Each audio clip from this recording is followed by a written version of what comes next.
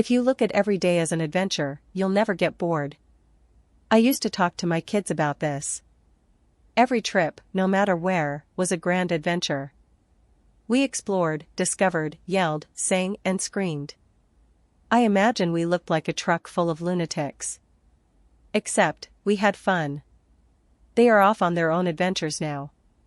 I hope there is still singing and screaming, but when I'm in the car, they are a little more subdued. Probably mad at my screams of terror from the back seat. Not so much back seat driving as back seat punching a hole through the floorboard braking. Or pretending to. This week was full of adventure. Most of them accidental.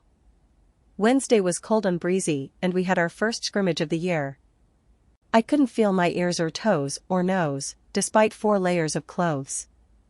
The ballpark has a unique geographic advantage of being about 50 degrees colder than anywhere else. Frozen toesies and nosies meant heater on high for the drive home. It's a 20-minute ride, almost all interstate.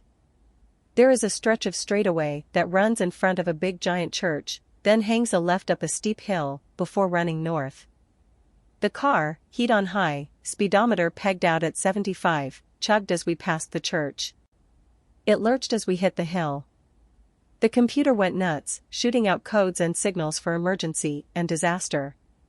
The gearbox was offline, the solenoid wasn't reading, the shifter was broken. And then it stopped running. The engine didn't shut down, so much as there was no thrust. No go. Every tried coasting up a hill, over an overpass, and praying for the shoulder 100 yards away while traffic whizzes around you at 90 miles an hour? It's worse when the passengers are screaming at you 'cause they want answers as to what's happening, why it's happening, how not to be afraid in the middle of breaking down on the side of the highway. These things seem worse in the dark,